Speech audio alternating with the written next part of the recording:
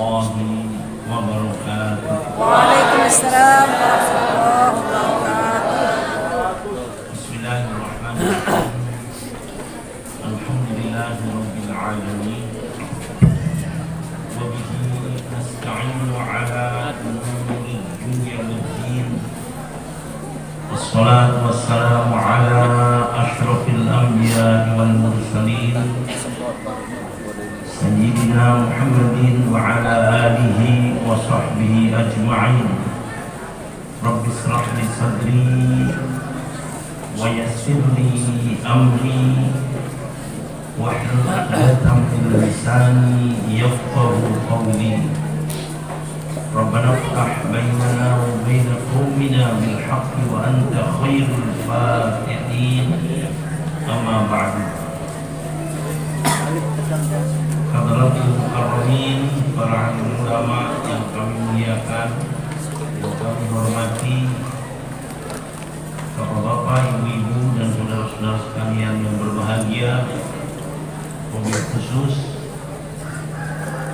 dan guru Haji Ma'arif Ma'mun,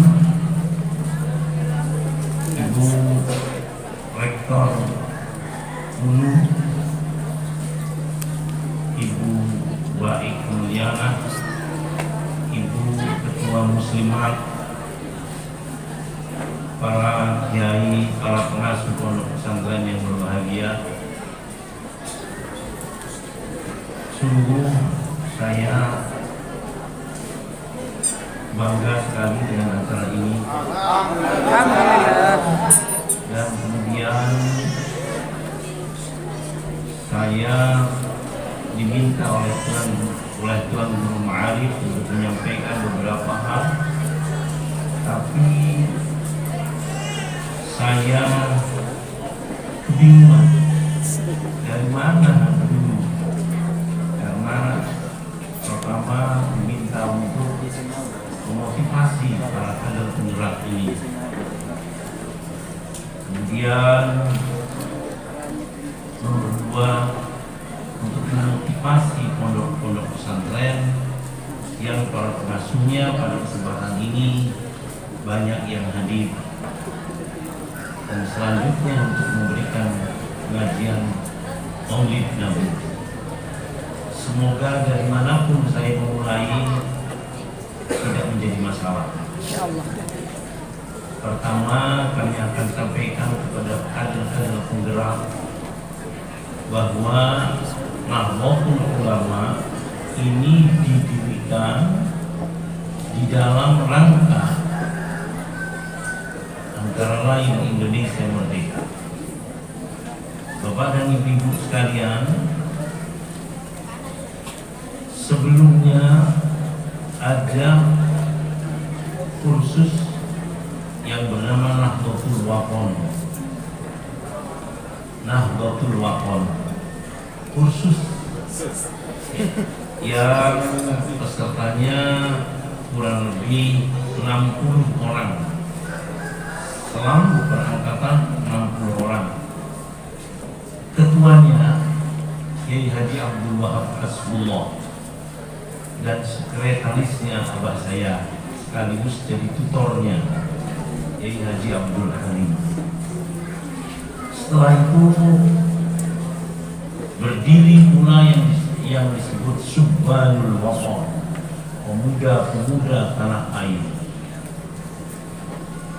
Dari musyawarah demi musyawarah, kesepakatan demi kesepakatan yang terus dibicarakan antara Kiai Abdul Wahab Hasbullah dan abah saya, mereka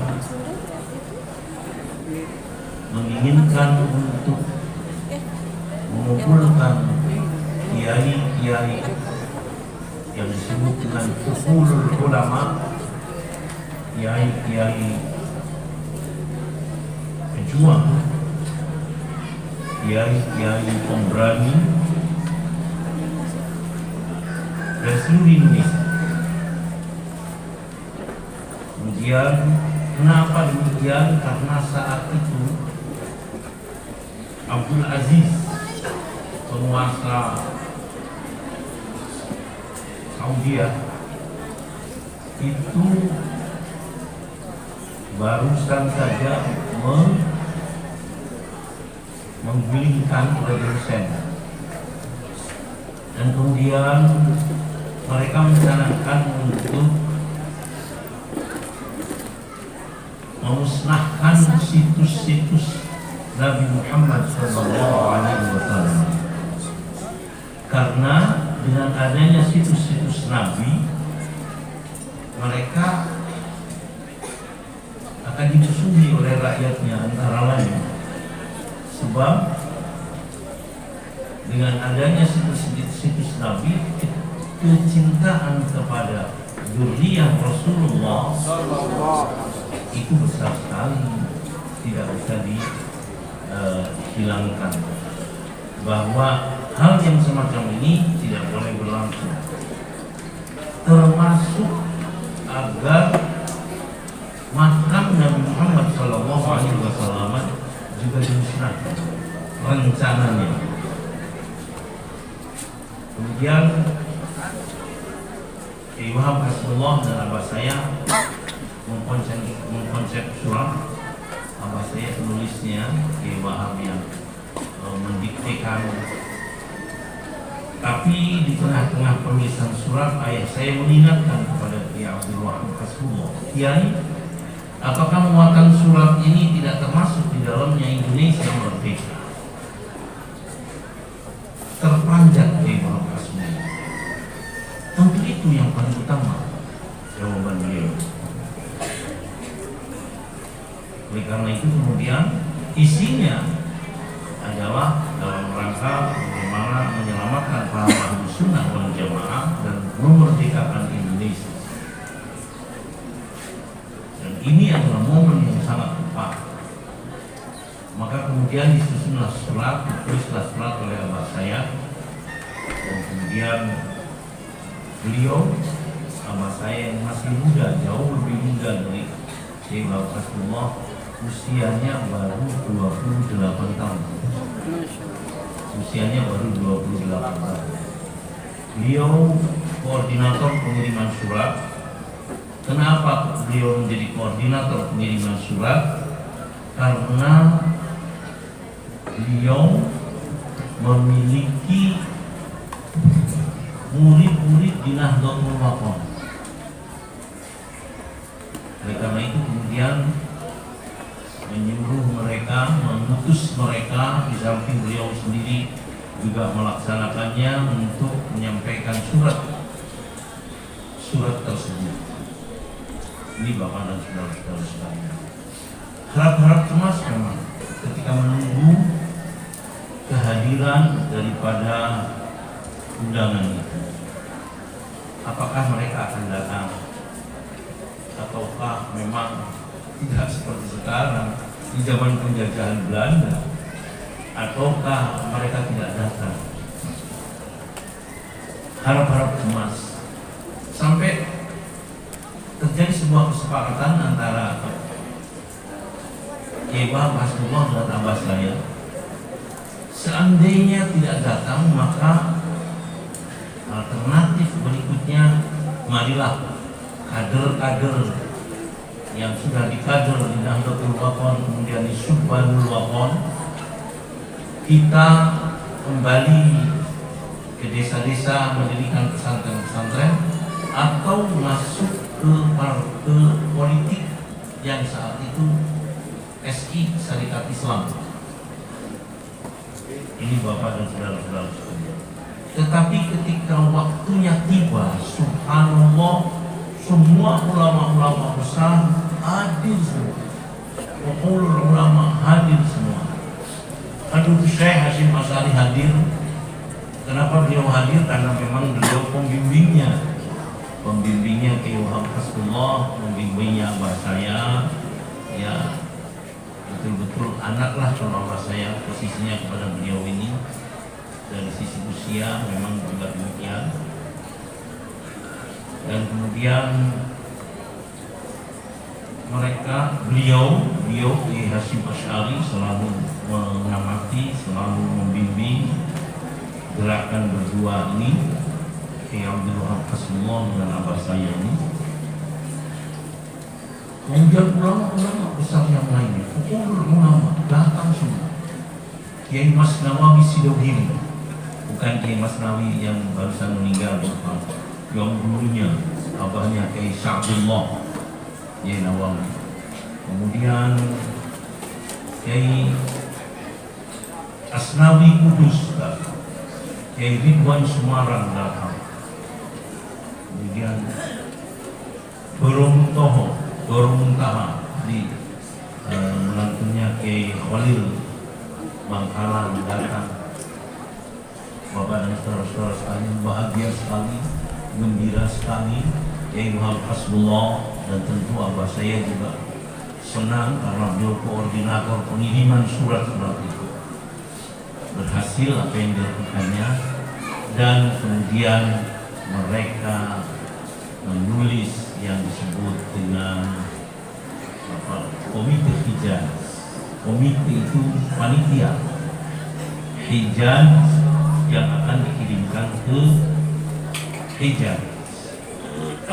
Selesai keputusan tentang komite Hijaz, siapa panitia itu? Yang waktu itu ketuanya adalah Kiai Mas Alwi, Kiai tadi yang dari Kudus ini, Kiai Asnawi dari Kudus ketuanya, tapi kemudian pelaksanaannya justru dipimpin oleh Kiai Abdul Wahab Hasbullah sendiri. Setelah itu kemudian terjadi pembicaraan setelah komite Hijaz itu selesai, siapa pengirimnya? Karena tidak mungkin surat yang disampaikan kepada raja kok kopnya panitia, ini kan tidak mungkin. Akhirnya mereka bersepakat yang mengirim adalah Nahdlatul Ulama. Nahdlatul diambilkan dari Nahdlatul Wathon, al-ulama diambilkan dari para ulama yang kurang lebih 60 orang yang hadir pada kesempatan itu. Ini Bapak dan saudara-saudara sekalian. Maka kemudian berdirilah saat itu pula Nahdlatul Ulama yang sepenuhnya dan beberapa kali muktamarnya itu yang menggerakkan adalah Syuriah, dan dia itu hanya sebagai pelaksana. Semua konsep dan seterusnya Syuriah. Rois akbarnya beliau Fadlatul Syekh Kiai Haji Hasyim Asy'ari, dan kemudian wakilnya Kiai Ahmad Dahlan dari Surabaya. Kemudian Khatib Awal Kiai Abdullah Kiai Wahab Hasbullah, Kiai Haji Abdul Wahab Hasbullah, Khatib saninya abah saya Kiai Haji Abdul Halim. Itulah saat berdirinya Nahdlatul Ulama, proses berdirinya Nahdlatul Ulama yang cita-citanya adalah melestarikan Islam yang rahmatan lil alamin, Islam yang Ahlus Sunnah wal Jamaah, tetapi juga bagaimana Indonesia merdeka.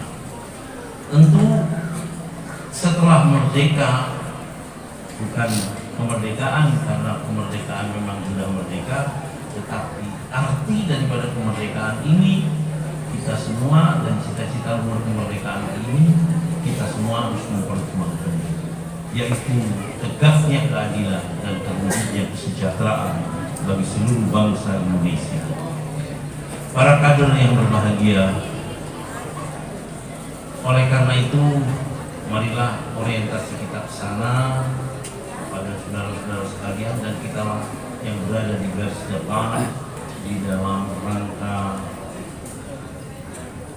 NKRI, menjaga NKRI, karena kita pemilik cita-citanya, dan karena kita yang merealisasikan. Di mana kemudian selanjutnya ada resolusi jihad, dan kemudian ada 10 November yang mempertahankan kemerdekaan Indonesia. Selanjutnya Bapak dan Ibu sekalian, berkaitan dengan itu semua, kami mengajak pemilik-pemilik pondok pesantren yang saat ini alhamdulillah di hampir seluruh pondok pesantren sudah semuanya ada lembaga pendidikannya, sanawiyah, aliyah, perguruan tinggi, yang mohon maaf andaikan pun belum ada lembaga pendidikannya, upayakan untuk mengadakan, tetapi tetap kita jaga bersama-sama. Karena apa? Karena keputusan Muktamar Situbondo menyebutkan, mengeluarkan sebuah kaidah al-muhafadzah 'ala al-qadim as-salih wal akhdhu bil jadid al-asl. Al-muhafadzah 'ala al-qadim as-salih wal akhdhu bil jadid al-asl. Menjaga sesuatu yang sudah baik, pengajian pesantren berupa sorogan dan bandungan itu baik, harus dilestarikan. Ya walaupun memang untuk sorogan ini agak sulit, karena mau memakan waktu yang lama. Bandungan yang ada masih bandungan sekarang. Tetapi wal akhdhu bil jadid aslah yang dianggap lebih baik baru itu juga kita harus ambil, jangan tidak mengambil. Sehingga kemudian saya berkaitan dengan inspirasi dari keputusan Muktamar Situbondo yang problematika utamanya dengan lahirnya al-muhafadzah 'ala al-qadim as-salih wal akhdhu bil jadid al-aslah itu adalah tentang pendidikan berkaitan dengan bandungan dan sorogan dan dengan klasika. Maka kemudian kedua-duanya bagi kita untuk bisa menggabungkan. Berdasarkan itu maka berdirilah pondok pesantren saya Amanatul Ummah. Mohon maaf, saya menceritakan Amanatul Ummah itu kepingin saya menyampaikan kepada panjenengan semua bahwa pondok pesantren itu yang dipasang berdirinya tahun 2006 tidak punya apa-apa untuk membesarkan hati panjenengan semuanya. Saya pun melarang. Ada tanah 1 hektar kurang lebih dijual oleh pemiliknya kepada saya 300 juta tahun 2002. Saya tidak punya uang, punya uang cuma 20 juta. Tapi pemiliknya menyampaikan ini kalau untuk Pak Kiai saya berikan 300 juta, mestinya ini 500 juta. Sudah ditawar oleh Cina dan siap Cina, tetapi di depan ada masjid, ada musolanya, agar musolanya ditiadakan. Pemiliknya tidak mau. Tapi kalau untuk Pak Yai 300 juta, saya tidak punya uang. Caranya bagaimana bisa membeli tidak punya uang? Saya bilang kepada pemiliknya, saya siap membeli, saya cocok dan ini sesuai dengan istikharah saya. Saya telah melaksanakan istikharah selama 5 tahun sebelumnya. Ya Allah, berikan saya sebidang tanah yang jarak tempuhnya kurang lebih 1 jam dari Surabaya, di pinggir jalan kecil. Maksudnya di pinggir jalan kecil itu biar murah begini. Sudah ada listriknya,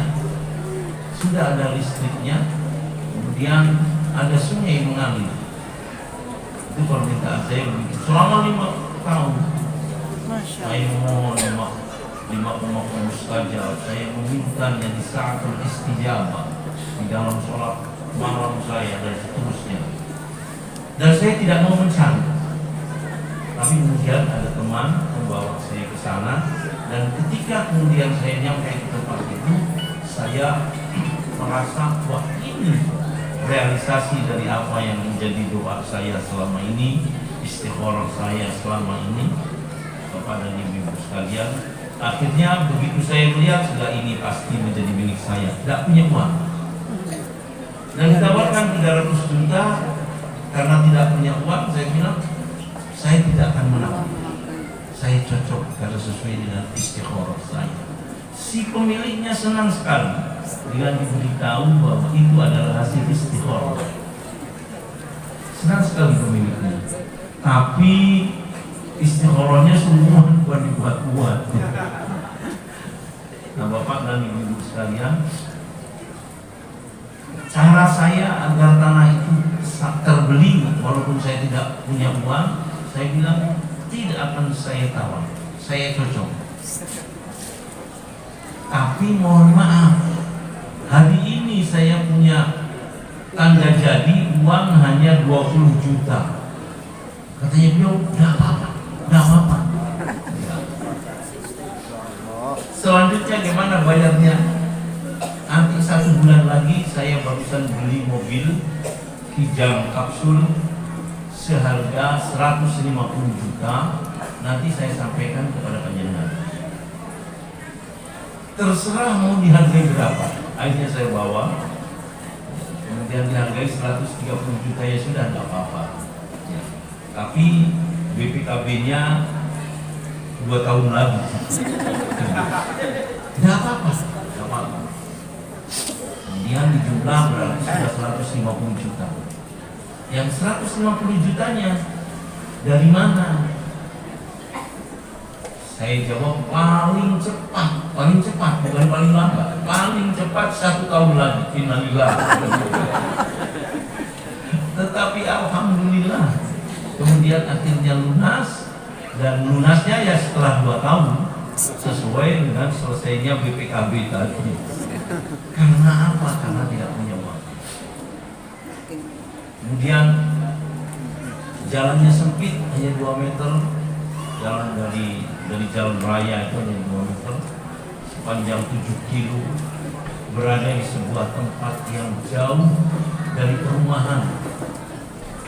Kalau malam gelap gulita dan banyak begal, baik dari arah Cembor ataupun dari arah Pandan, itu banyak begal. Bapak dan Ibu sekalian, saya dirikan di sana. Murid pertama itu jumlahnya 48 dijadikan 2 kelas, 1 kelas putra, 1 kelas putri. Tidak ada bangunannya, hanya ada rumah kecil, kemudian saya jadikan asrama putri dan gudang kayu.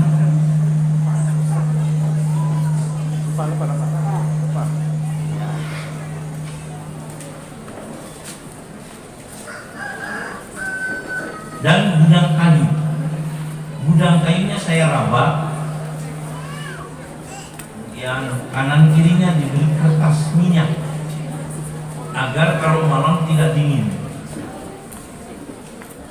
Dijadikan asrama putra, jauh ke perkampungan, tidak ada rumah di sekitarnya.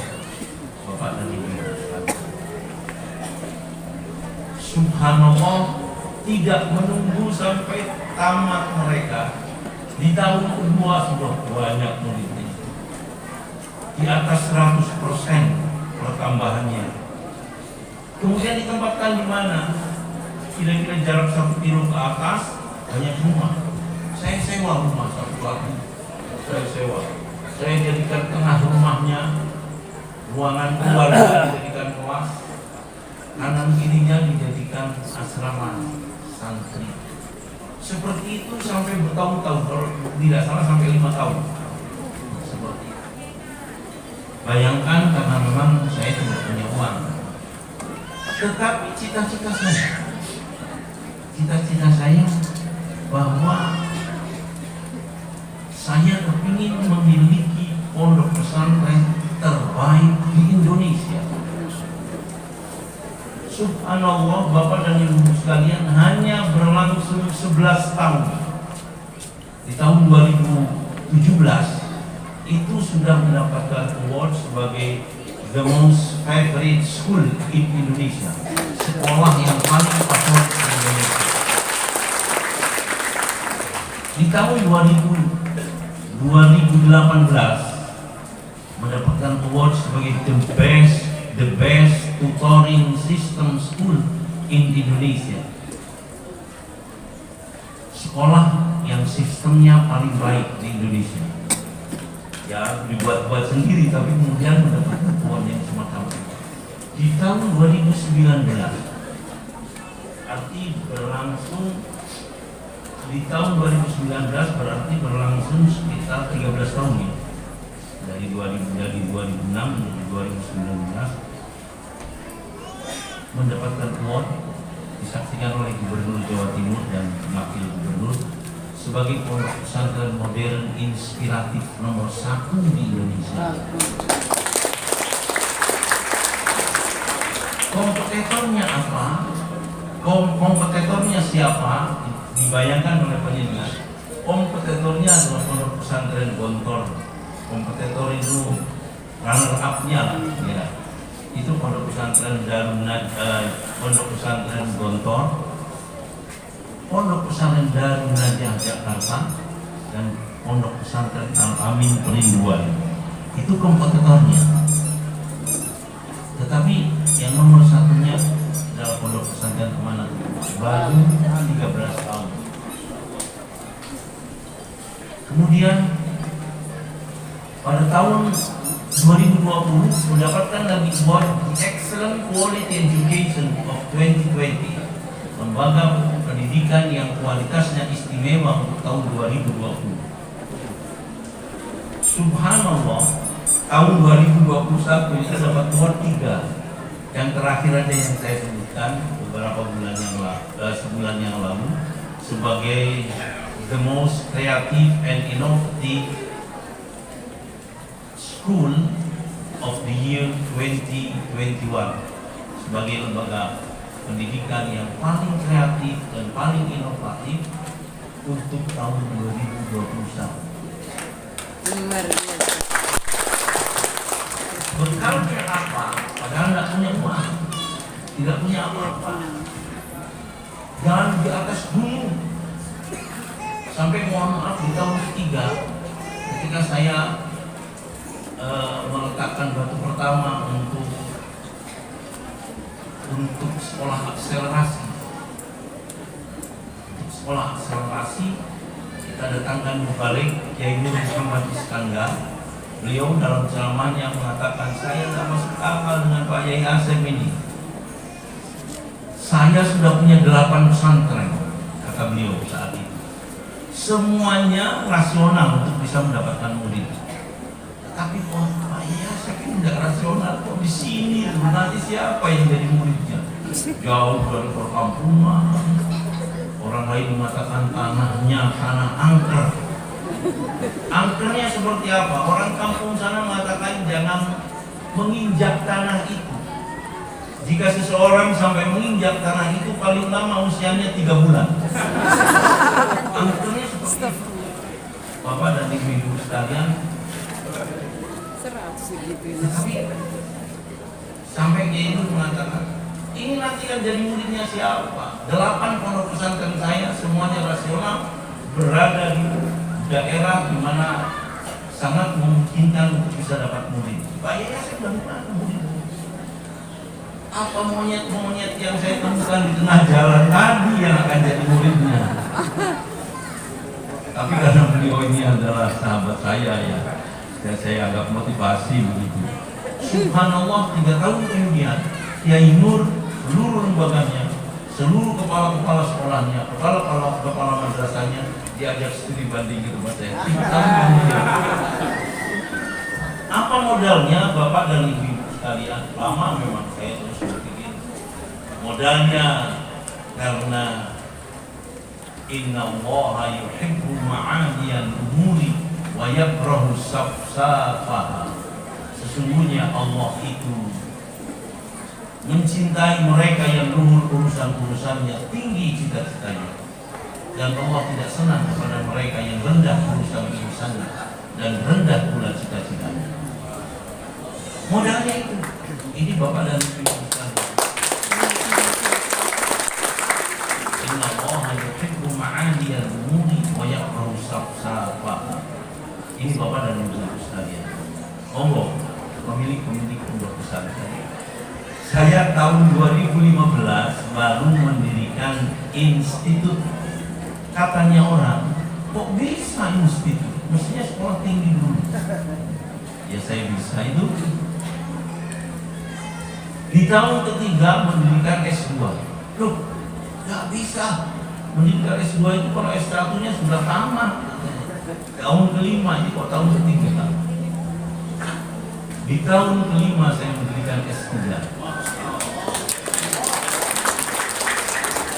Hari ini di Jawa Timur, kalau sudah di Jawa Timur tidak ada, mungkin di Indonesia nggak ada. Di Jawa Timur belum ada pondok pesantren, padahal banyak pondok pesantren besar yang ada S3-nya, kecuali Amanatul Ummah. Apa modalnya? Inna Allaha yuhibbu ma'aliyal umuri wa yakrahu safsafaha. Oleh karena itu Bapak dan Ibu sekalian, mari kita tinggikan cita-cita kita. Saya lanjutkan sedikit.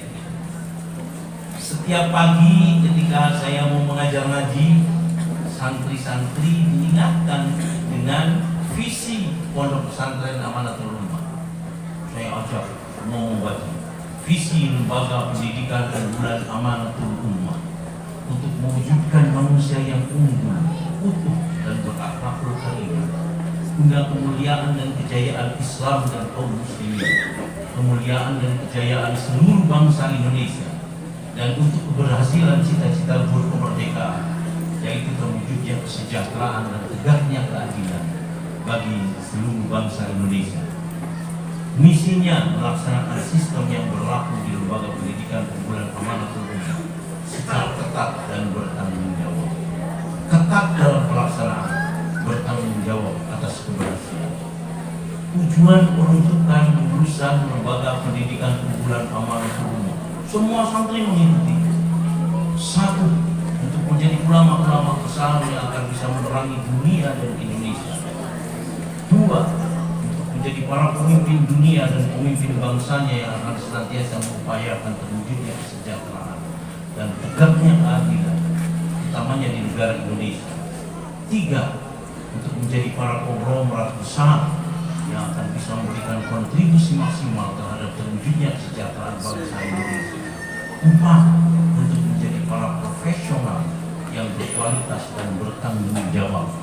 Selanjutnya mereka diajak membaca bersama-sama dan mohon dibaca bersama-sama. Inna Allaha yuhibbu ma'aliyal umuri wa yakrahu safsafaha. Sesungguhnya Allah itu mencintai mereka yang luhur urusan-urusannya,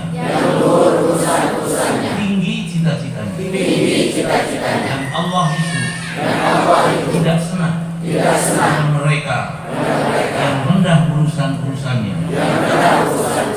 serta rendah pula cita-citanya. La haula wa la quwwata illa billahil aliyyil azim. Itu modalnya. Jadi panjenengan monggo cita-cita yang tinggi dan melakukan upaya yang keras. Bapak dan Ibu sekalian, saya tidak bisa kemudian memperpanjang yang ini, yang tiga hal yang diminta oleh Kiai Ma'ruf. Sekarang saya yang ketiga. Yang pertama memotivasi kader, kedua memotivasi pondok pesantren. Monggo Bapak dan Ibu sekalian, para pengasuh pondok pesantren studi banding dengan saya. Insyaallah. Mungkin rektor bisa mengkoordinir. Kalau cuma 20 pondok pesantren, biarkan tiketnya kurang lebih dimintakan kepada Pak Dokter. Ya, pada Pak Dokter itu orang yang biasa memberikan tiket saya. Kalau panjenengan, kenapa? Ingin bahwa pondok-pondok pesantren Nahdlatul Ulama ingin maju seperti yang diwujudkan di Amanatul Ulama.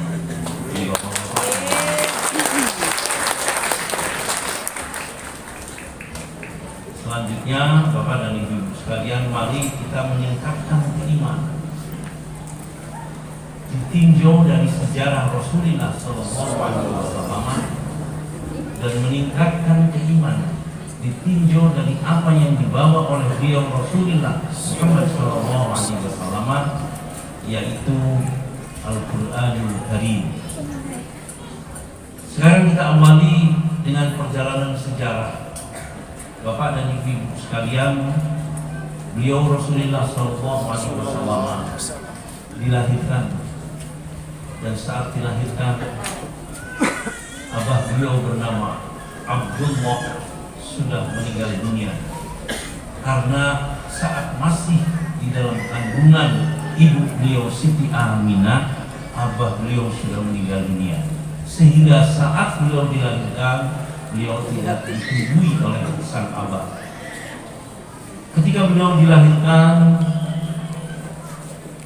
saya ulangi dulu, kenapa demikian? Karena memang Allah merencanakan yang demikian.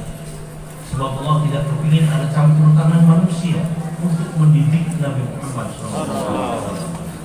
Didikannya langsung dari Allah. Adabani Rabbi wa ahsana ta'dib. Allah mendidik saya dan sebaik-baiknya didikan yang diberikan oleh Allah kepada saya. Ini Bapak dan Ibu sekalian, sehingga biarkanlah sudah tidak memiliki abah saat dilahirkan. Begitu dilahirkan, paman beliau bernama Abu Lahab merasa senang sekali. Walaupun senangnya adalah bukan karena lahirnya Rasulullah, bukan, tetapi karena bahwa keponakannya lahir laki-laki, bukan perempuan. Sebab kalau perempuan nanti akan dikubur hidup-hidup. Kenapa? Agar tidak membawa penistaan keluarga. Karena biasanya kalau sudah besar maka akan menjadi rebutan orang, ya, pesta, nauzubillahi min dzalik. Maka lebih baik agar penistaan itu tidak dirasakan, kubur hidup-hidup. Beliau Abu Lahab ini senang sekali dengan lahirnya laki-laki, dan karena senangnya beliau Abu Lahab memerdekakan budaknya yang bernama Suwaibah al-Aslamiyah. Nabi Muhammad diteteki tidak lama, beberapa saat, oleh ibunya Siti Aminah, dan setelah itu oleh Suwaibah al-Aslamiyah. Tidak lama dari kelahirannya beliau dipindah ke sebuah desa Bani Sa'ad, ya, yang berada di Taif. Dari Taif masih terus ke sana, yaitu pada Siti Halimah As-Sa'diyah. Kenapa kok demikian? Biar ibunya tidak ikut serta mendidik Nabi Muhammad. Itulah konsep Allah.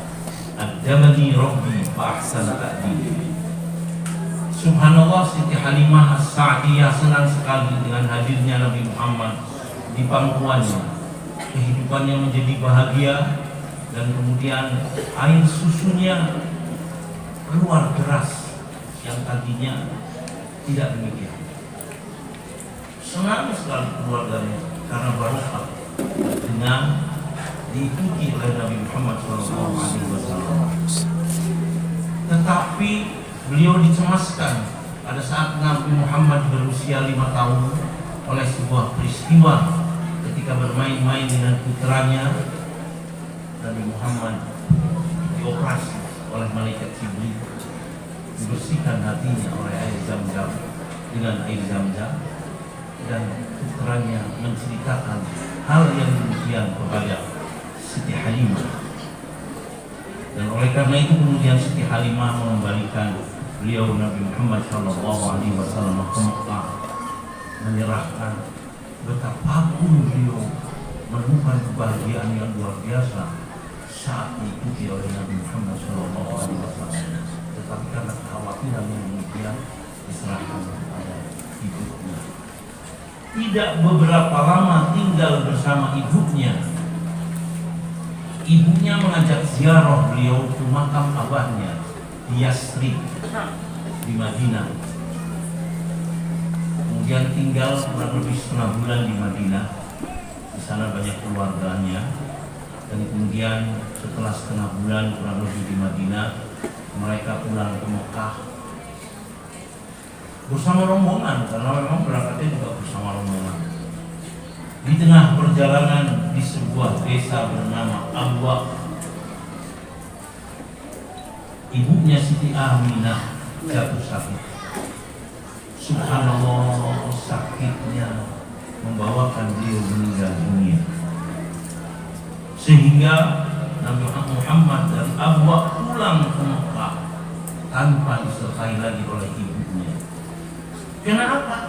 Karena memang Allah merencanakan demikian. Ajabani Rabbi fa ahsana taqdimi. Jangan ada campur tangan manusia untuk mendidik Nabi Muhammad, biar Allah sendiri yang mendidiknya. Sampai di Mekah, kepada siapa Nabi Muhammad ini kemudian diikutkan? Beliau diikutkan kepada mbah beliau yang sudah sepuh, Abdul Muttalib. Banyak putranya sudah sepuh, tentu tidak akan punya banyak kesempatan dalam mendidik Nabi Muhammad SAW. Kenapa demikian? Itulah karena Allah memprosesnya. Jangan ada pihak lain mendidiknya, dan Allah sendiri yang mendidiknya. Ajabani Rabbi fa ahsana taqdimi. Bapak dan saudara-saudara sekalian, pada saat berada dalam pangkuan mbah beliau Abdul Muttalib, suatu saat Abdul Muttalib mengajak sowan kepada seorang pendeta yang bernama Saif bin Yazid Al-Khimyari, seorang pendeta yang sangat alim tentang Taurat dan Injil. Saat itu usia Nabi Muhammad 6 tahun. Beliau, mohon maaf, berkunjung kepada Said bin Yazid Al-Khimyari. Sang pendeta arah pandangannya terus menuju Nabi Muhammad SAW, tidak kepada Abdul Muttalib. Ditanyakan ia, bagaimana kondisinya saat dilahirkan? Abahnya tidak ada, dan seterusnya dan seterusnya. Dilihat sholat mripatnya, ada bintik merah yang bukan penyakit. Dilihat di antara kedua pundaknya, baina katifaihi khatamun nubuwwah, di antara kedua pundaknya ada tanda kenabian seperti itu. Maka Said bin Yazid Al-Khimyari mengatakan kepada Abdul Muttalib, ya Abdul Muttalib, wahai Abdul Muttalib, cucumu ini yang kamu bawa adalah Nabi akhir zaman yang akan membawakan syariat menggantikan syariat-syariat sebelumnya. Bapak dan ibu-ibu sekalian, andaikan pendeta-pendeta di dunia ini jujur seperti Said bin Yazid Al-Khimyari, ya semuanya ada pendeta masuk Islam semua. Tetapi memang masuk Islam itu adalah membutuhkan hidayah. Betapa bahagianya dan indahnya dan perlunya kita menanamkan dan menguatkan keimanan kita. Dan sejak kecilnya Nabi Muhammad sudah diakui kenabiannya oleh tokoh-tokoh agama lain. Ini Bapak dan saudara-saudara. Selanjutnya Abdul Muttalib meninggal dunia, dan kemudian setelah Abdul Muttalib meninggal dunia, yang mengasuh Nabi Muhammad adalah Abu Thalib. Kenapa harus Abu Thalib? Abu Thalib ini orang yang memiliki tanggung jawab untuk mengurusi pengairan daripada penduduk Mekah, menjaga Ka'bah. Anaknya banyak, putranya banyak, sehingga sangat sibuk sekali, tidak mungkin memberikan didikan kepada Muhammad SAW. Kenapa? Sekali lagi adalah karena Allah ingin mendidik Nabi Muhammad, dididik sendiri oleh Allah tanpa ada campur tangan orang lain. Adabani Rabbi fa ahsana ta'dib. Bapak dan ibu-ibu sekalian, saat beliau dalam pangkuan Abu Thalib pada usianya 12 tahun, oleh Abu Thalib beliau diajak untuk pergi ke Syam, karena Syam itu adalah pusat kebudayaan, pusat agama-agama, dan pusat perdagangan. Bapak dan saudara-saudara sekalian, maka mereka berdua, Nabi Muhammad dengan Abu Thalib, pergi menuju Syam. Di tengah perjalanan yang belum jauh dari Mekah, di tengah perjalanan yang belum jauh dari Mekah, yang bernama Bushra, di sebuah desa bernama Bushra, belum jauh dari Mekah, beliau dihadang oleh seorang pendeta besar bernama Bakhira. Pendeta ini selalu ada di rumah, pada kemana-mana, hidupnya tekun dengan Taurat dan Injil. Tetapi saat itu hatinya terundang, saya harus keluar. Ditarik oleh suara hatinya, beliau keluar dan menghadang Nabi Muhammad dengan Abu Thalib. Mereka berdua di-stop oleh Abu Thalib, oleh Bakhira. Di-stop sebentar, saya kepingin mengenali keponakanmu yang kamu bawa ini, yang usianya waktu itu sudah 12 tahun. Ditanyakan tentang kelahirannya, ditanyakan, dilihat surat meripatnya, dilihat bainaka tifaini khatamun nubuwah. Setelah semuanya disaksikan, maka Abu Thalib mengatakan, Bakhira mengatakan, wahai Abu Thalib, jangan lanjutkan perjalananmu ke Syam. Terlalu banyak pendeta di Syam, pendeta-pendeta yang sangat alim tentang Taurat dan Injil. Mereka tahu persis bahwa ponakanmu ini akan menjadi nabi akhir zaman, menggantikan syariat-syariat sebelumnya. Seperti mengenalnya seorang ayah kepada anaknya, seperti mengenal seorang ayah kepada anaknya, walaupun misalnya sudah 10 tahun tidak datang, tetapi itu anaknya. Ayah mengenalnya seperti itu. Jangan lanjutkan, urungkan perjalanan bersama. Tidak semua mereka berhati tulus, tidak mereka senang dengan segera hadirnya Nabi akhir zaman. Tetapi mungkin di antara mereka ada yang takut kehilangan pengaruh, takut wibawanya dan seterusnya. Maka tidak mungkin di antara mereka akan mencederai ponakan ini. Karena yang berbicara adalah seorang pendeta yang begitu alim tentang Taurat dan Injil, maka kemudian Abu Thalib dan Nabi Muhammad Sallallahu Alaihi Wasallam mengurungkan perjalanannya pulang ke Mekah. Bapak dan ibu-ibu sekalian, bahagianya kita bahwa dari tahun ke tahun, di saat usianya 6 tahun, di saat usianya 12 tahun, tokoh agama-agama lain yang tulus, yang mendalam dengan kitab-kitab suci mereka menyatakan akan kebenaran Nabi Muhammad SAW.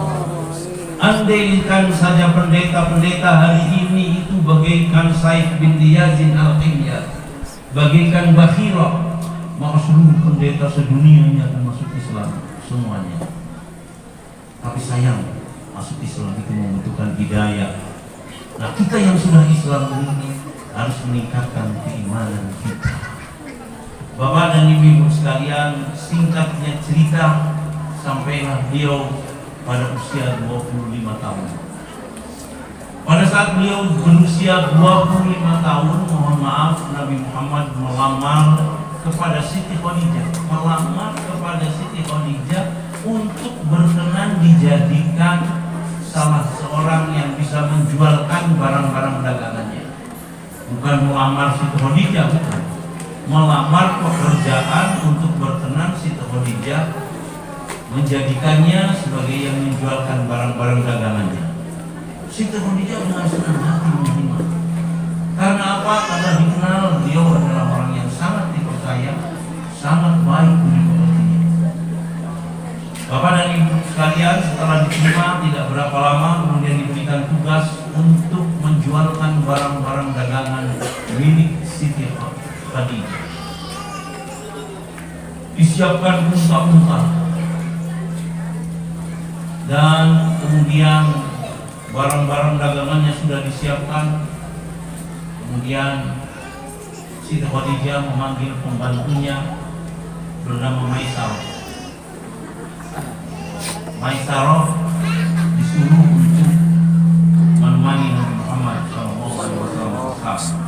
Tapi mohon maaf Bapak dan Ibu sekalian, Maisarah itu laki-laki bukan perempuan. Ya, mohon maaf. Tapi kita kadang salah kaprah di tempat saya, ada Maisarah itu ya perempuan. Ini laki-laki. Sebelum berangkat Maisarah diberi petunjuk dulu oleh Khadijah, diberi pesan-pesan dulu oleh Khadijah.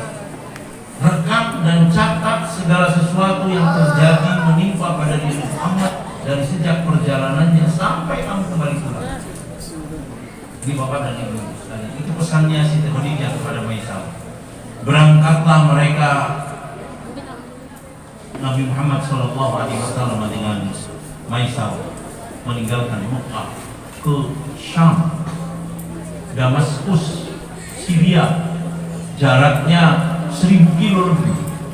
Panas sekali. Dari atas panasnya terik matahari, dari bawah panasnya batu, bukan pada pasir, padang bebatuan. Bapak dan Ibu sekalian bisa dibayangkan. Tetapi begitu berangkat langsung Maisarah terheran-heran. Kenapa? Karena dari sejak keberangkatannya tudilluhul ghamam wa tuti'uhu sahab, dipayungi oleh mendung dan diikuti oleh Mega, bukan Megawati, diikuti oleh Mega. Tudilluhul ghamam wa tuti'uhu sahab, sampai kemudian nyampe di Syam, di Damaskus, di ibu kota Syria. Kemudian itu catatan pertama Maisarah. Yang kedua, kok cepat sekali laris, jualannya laris. Kenapa? Karena beliau mengikuti prinsip yang semestinya harus menjadi prinsip kita sekalian ketika kita menjadi para pedagang. Apa kata beliau? Jadilah pedagang yang murah dan pembeli yang murah. Pedagang yang murah dapat dipahami, yaitu kalau ngambil laba jangan banyak-banyak, biar cepat laku. Kalau cepat laku, sirkulasi barangnya cepat. Dan kalau sirkulasi barangnya cepat, maka tidak ada barang basi. Tidak besar mengambil laba sehingga kemudian puas si pembeli, tidak merasa ditipu dan merasa bahwa apa yang dibelinya ya pantas harganya bahkan murah. Jadilah pembeli yang murah, sebab setelah jualannya habis maka Nabi Muhammad pun kemudian membeli barang-barang dari Syam. Setelah barangnya habis, Nabi Muhammad membeli barang-barang dari Syam. Jadilah pembeli yang murah. Pembeli yang murah itu bukan menawar sampai habis-habisan. Harga 100.000 ditawar 10.000. Ini terjadi di Pasar Wonokromo, Surabaya. Jadi ada orang menawar begitu. Karena memang tidak niat membeli. Kalau kita tidak niat membeli, jangan nawar ya. Kalau dia tidak niat membeli, dia menanyakan berapa, 100.000, ditawar 10.000, dipentung oleh penjual. Jadi Bapak dan Ibu sekalian, marilah ini jadikan akhlak kita, dan insya insya Allah kita akan berhasil menjadi Amin. tujar, menjadi para pedagang ketika kemudian cara berdagang kita dengan cara yang semacam ini. Selanjutnya Bapak dan Ibu sekalian, ada yang lebih menjadi perhatian Maisarah, yaitu beliau dikintil oleh seorang pendeta bernama Nastur. Pendeta di Syam ini banyak sekali. Memang gudangnya pendeta di sana.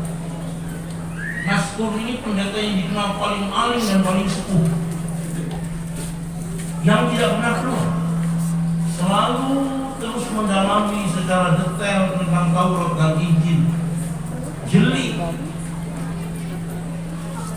hatinya tergerak untuk keluar ke pasar. Akhirnya beliau juga ke pasar, dan di pasar menemukan Nabi Muhammad sedang berjualan dengan Maisarah. Maju mundur, didekati, dijauhi lagi, didekati, dijauhi lagi, memperhatikan Nabi Muhammad SAW. Diintip dari belakang, dilihat baina katifaihi, dan Nabi Muhammad juga mempersilahkan, ya, karena sudah merasa untuk memang diintip, dideteksi, melipatnya.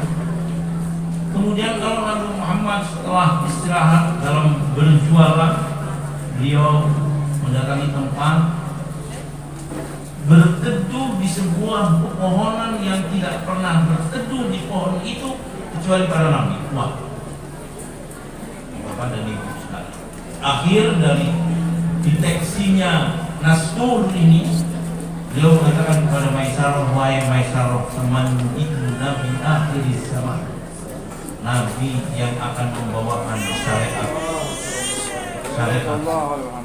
yang kemudian menggantikan syariat sebelumnya.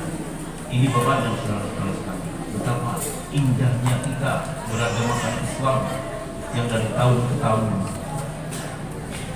disaksikan kebenaran kenabiannya oleh tokoh-tokoh agama lain. Seandainya sekali lagi saya mengatakan, para pendeta di Indonesia ini, di dunia ini jujur, seperti Said bin Yazid Al-Khimyari, seperti Bahiro, Nastur, maka semuanya mereka akan masuk Islam. Tapi sekali lagi masuk Islam itu lagi. Oleh karena itu kita kuatkan Islam kita. Setelah kita menjadi seorang Muslim, setelah kita menjadi seorang mukmin, kita syukuri dengan cara menguatkan, meningkatkan keimanan kita, mengintensifkan keislaman kita, dan melaksanakan ketakwaan dengan sebaik-baiknya. Sampailah kemudian mereka berdua pulang dari Syam ke Mekah. Sesampainya di Mekah, Bapak dan Ibu sekalian, Khadijah kepingin segera ketemu Maisarah. Penasaran. Tidak untuk menanyakan berapa untungnya, berapa labanya, tetapi catatan perjalanannya itu bagaimana. Diceritakan semuanya oleh Maisarah, mulai tubiluhul ghamam wa tuti'uhu sa'ah, mulai dari bagaimana cara beliau berjualan yang begitu piawainya, sampai kemudian berita tentang Nastur. Setelah selesai diceritakan oleh Maisarah, Khadijah kesemsem itu berpikir, apa yang jadi pemikiran beliau Siti Khadijah? Alangkah bahagianya kalau saya menjadi pendampingnya. Alangkah bahagianya harta benda saya gunakan untuk membantu perjuangannya. Kalau kemudian beliau menjadi nabi, alangkah bahagianya hidup saya untuk mendampingi seorang nabi. Nah, Bapak dan Ibu sekalian, karena semacam itu Khadijah memang orang kaya. Akhirnya mendatangi keluarganya Nabi Muhammad SAW, meminta agar keluarganya berkenan melamar beliau, melamar Siti Khadijah, didapatkan Nabi Muhammad SAW. Akhirnya kemudian para keluarga bersepakat dan kemudian melamar Siti Khadijah. alangkah kemudian bahagianya kehidupan mereka. Yang waktu itu Nabi Muhammad berusia 25 tahun, Siti Khadijah 40 tahun, sudah janda 2 kali, punya anak lagi. Ini bapak dan ibu sekalian. Tapi betapa indahnya kehidupan mereka, tidak pernah ada tengkar, tidak pernah ada cekcok, saling hormat menghormati. Sampai kalau ada pernikahan, Allahumma alif bainahuma kama alafta baina sayyidina Muhammadin sallallahu alaihi wasallam wa Khadijah al-Kubra. Kaukanlah ya Allah Allah mempelai berdua itu bagikan kau telah mengkawinkan Nabi Muhammad sallallahu alaihi wasallam dan Khadijah al-Kubra. Saking kenal betapa damainya keluarga itu. Nah, Bapak dan Ibu sekalian, singkatnya cerita, di usia Nabi Muhammad 38 tahun, Bapak dan Ibu sekalian, Nabi Muhammad gemar bertahanus. Bertahanus itu menyendiri, berpikir tentang keadaan alam, kejadian moral saat itu. Bayi yang lahir perempuan dikubur hidup-hidup. Bapak dan saudara-saudara sekalian, dibuatkan patung, dibawa kemana-mana, disembah di tengah jalan. Kemana tahanusnya? Ke Gua Hira, yaitu sebuah gua yang ada di puncaknya Jabal Nur. Kalau panjenengan mungkin sudah pernah umroh, panjenengan yang sudah pernah umroh, panjenengan yang sudah pernah haji, ya, panjenengan tahu Jabal Nur. Puncaknya Jabal Nur, turun lagi sedikit, di situ ada Gua Hira. Dari Gua Hira kita bisa melihat Ka'bah. Di sanalah Nabi Muhammad bertahan selama kurang lebih 2 tahun. Kalau sudah habis bekalnya, bergegas kembali kepada Siti Khadijah, dan Siti Khadijah menyiapkan lagi bekalnya, dan Nabi Muhammad berangkat lagi bertahan. Bapak dan Ibu sekalian, dalam perjalanannya selama 2 tahun sering menemukan hal-hal yang ganjil. Batu berburuk salah, pepohonan berburuk salah, pepohonan mengajak bicara, batu berburuk salah. Kalau kita mungkin lari. Kenapa demikian? Karena dipersiapkan untuk menghadapi hal yang gaib yang nanti bisa bertemu dengan malaikat Jibril. Setelah kurang lebih 2 tahun bertahanus, maka pada usia beliau 40 tahun, beliau kedatangan malaikat Jibril. Pada saat kedatangan malaikat Jibril, beliau cemas. Malaikat Jibril mengatakan, "Iqra." Jawaban beliau, "Ma ana biqari." Iqra, bacalah. Jawaban beliau, "Saya tidak terbiasa membaca apa saja." Iqra, dijawab lagi, "Ma ana biqari." Saya bukan yang terbiasa membaca-baca. Kalau qari tadi suruh membaca, ya langsung baca. Yang dibacanya tadi, Iqra, ma ana biqari. Kecuali setelah 3 kali Iqra, Nabi Muhammad peka mengikuti apa yang dikatakan oleh malaikat Jibril. Iqra bismi rabbikal ladzi khalaq, khalaqal insana min 'alaq, Iqra wa rabbukal akram alladzi 'allama bil qalam, 'allamal insana ma lam ya'lam bima ayatina. Bapak dan Ibu sekalian, betapa cemasnya Nabi Muhammad setelah kemudian malaikat Jibril meninggalkannya. Setelah beliau cemas, apa yang beliau lakukan? Tidak kemana-mana, tetapi langsung beliau pulang menemui istrinya. Itulah seorang istri yang semestinya menjadi tempat berteduhnya sang suami. Sampai di rumah, Nabi Muhammad mencari istrinya, "Zammiluni, zammiluni, zammiluni."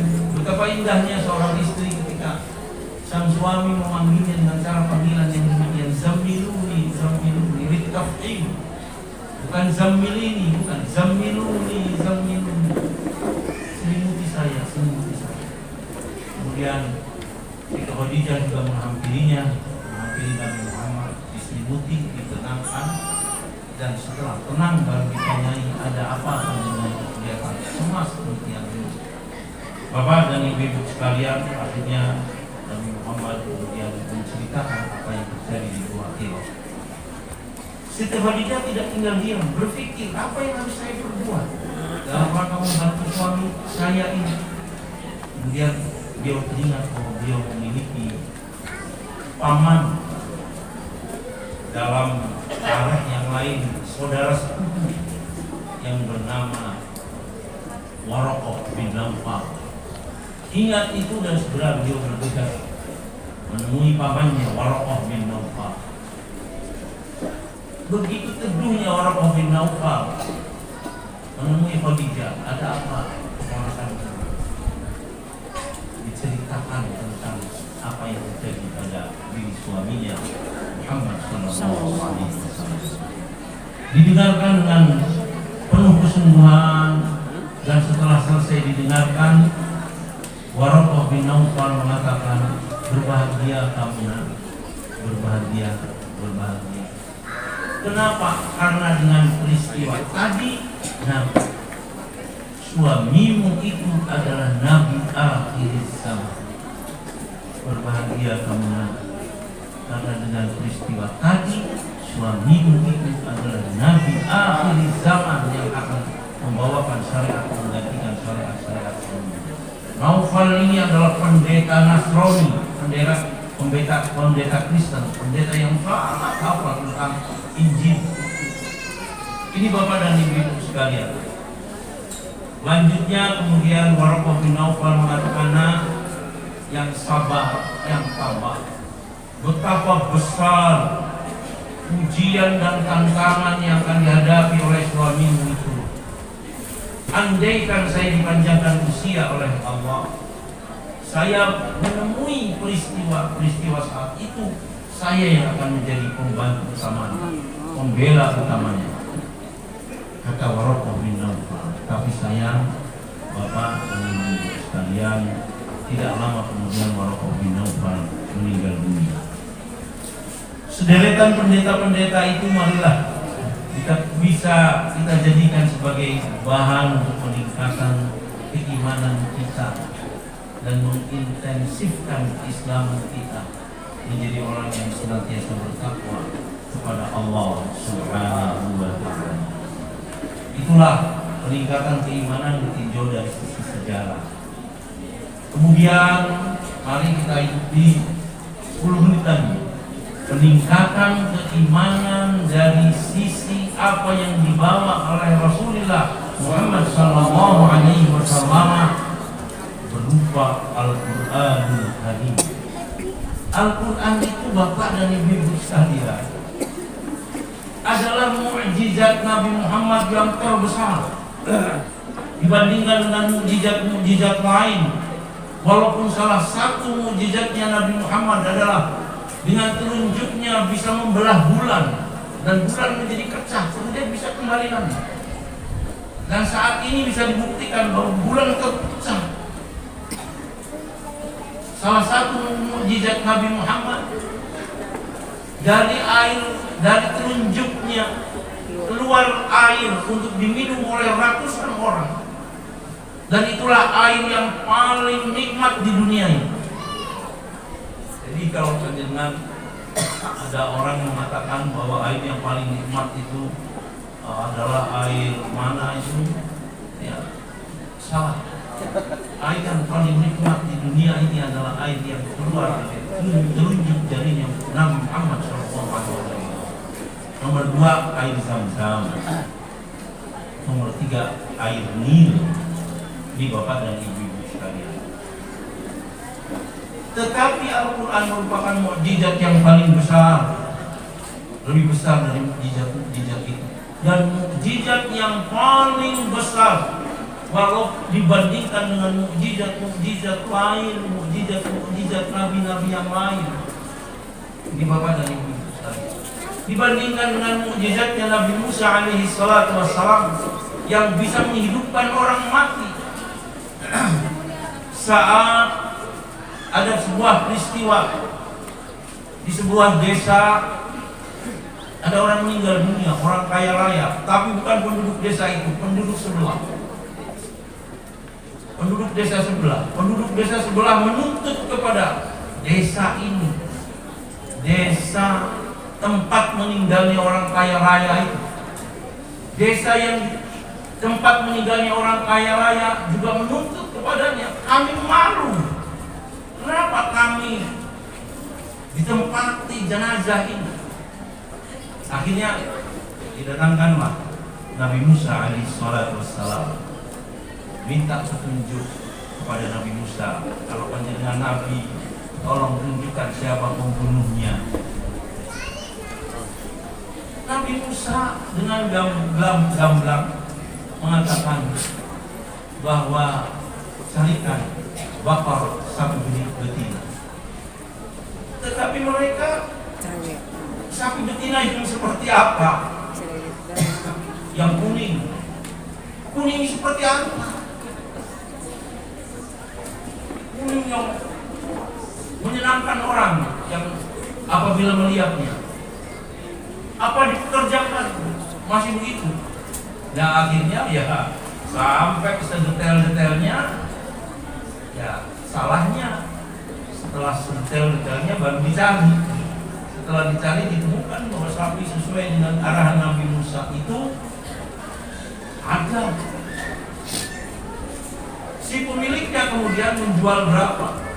Menjual seharga emas kandang sapi. Sebesar kandang emas, sebesar kandang sapi itulah harganya. Hampir-hampir mereka tidak mengurungkan untuk membeli, tetapi karena yang meninggal itu adalah orang kaya raya, maka tetap saja dibeli. Kemudian ambil ekornya dan dipukulkan kepada mayat itu, kemudian mayat itu berdiri dan hidup kembali. Setelah itu kemudian mayat itu menceritakan siapa pembunuhnya. Selesai menceritakan semuanya, kemudian mayat itu meninggal lagi. Ini Bapak dan Ibu. Kecil jika dibandingkan dengan mukjizat Al-Quran. Sebelah mana Pak ya? Besarnya mukjizat Al-Quran sebelah mana kok dibandingkan dengan Yuhyil Mauta, masih dikatakan kecil saja. Lebih besar daripada mukjizatnya Nabi Isa alaihi salatu wassalam yang yuhyil mauta wa yubri'ul akmaha wal abros. Nabi Isa juga bisa menghidupkan orang yang meninggal. Sam bin Nuh ini pernah dihidupkan oleh Nabi Isa alaihi salatu wassalam. Kemudian bisa menyembuhkan orang yang buta sejak lahir. Bisa menyembuhkan orang berpenyakit belang. Kecil semua jika dibandingkan dengan Al-Quran. Bapak dan Ibu sekalian, saya tidak bertele-tele karena memang waktunya sudah habis. Kenapa? Karena mukjizat itu orang mengatakan sekarang bisa mengatakan itu cerita. Itu kan mungkin sulap. Kenapa? Ya kan sama-sama tidak tahu, sampai Anda tahu, saya tidak tahu. Walaupun kita harus yakin karena itu ada dalam Al-Quran, tapi secara rasional ini bapak-bapak dan ibu-ibu sekalian. Mohon maaf kalau seandainya hanya dibandingkan dengan bisa menghidupkan orang mati, mana lebih sulit dengan Syekh Abdul Qadir Al-Jailani menghidupkan ayam yang dagingnya sudah masuk ke dalam perut, yang bulu-bulunya sudah berserakan di mana-mana. Karomahnya Syekh Abdul Qadir Al-Jailani adalah mukjizatnya Nabi Muhammad SAW, karena beliau mengikuti syariat Rasulullah Muhammad SAW. Kalau hanya sekedar dibandingkan dengan besarnya mukjizatnya Al-Quran adalah karena mukjizatnya Al-Quran bisa dirasakan sampai dengan hari kiamat. Kalau yang lain itu kan sering kita sama-sama tidak tahu ya. Tapi kalau Al-Quran bisa dibuktikan sampai dengan hari kiamat.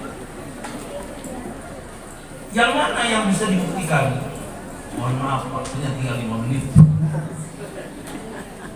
Yang mana yang bisa dibuktikan? Salah satu di antaranya dalam Al-Quran disebutkan, A'udzu billahi minasyaitonir rajim. Bismillahirrahmanirrahim. Wa in kuntum fi raibin mimma nazzalna 'ala 'abdina fa'tu bi suratin min mislihi wad'u syuhada'akum min dunillahi in kuntum shadiqin. Fa in lam taf'alu wa lam taf'alu fattaqun nar allati waquduha an-nas wal hijar u'iddat lil kafirin. Kalau kamu ragu apakah Al-Quran itu wahyu dari Allah atau ciptaan Muhammad, gampang pembuktiannya. Kamu buat aja satu surah seperti Al-Quran. Jangan sendirian, ajak ahli-ahli bahasamu. Ajak ahli-ahli bahasamu. Kalau kemudian kamu bisa membuktikannya, fakta argumentasi Islam, Bapak dan Ibu sekalian. Tapi kalau tidak bisa membuktikan dan tidak akan pernah bisa membuktikan, maka takutlah dengan neraka yang bahan bakunya manusia dan bebatuan yang sangat panas. Al-Quran ini Bapak dan Ibu, ayat ini ditantangkan. Fatu bisuratin min mislihi wad'u syuhada'akum min dunillahi in kuntum shadiqin. Ditantangkan. Ada yang mencoba menterjemahkan, ada yang mencoba. Musailamah al-Kadzdzab mencoba. Hasil bubahannya ditertawakan orang. Ini Bapak dan Saudara. Ada orang yang di para orientalis memerintahkan kader-kadernya untuk mempelajari bahasa Arab.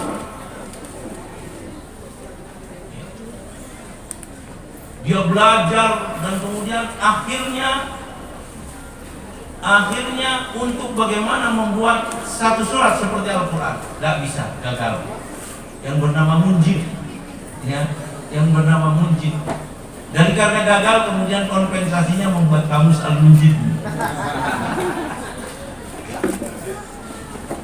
Ada seorang orientalis bernama, karena tidak pernah drama yang saya harus mikir itu. Bitrus, seorang orientalis bernama Bitrus, belajar bahasa Arab dari kamus aslinya bahasa Arab yang bernama Al-Muhit.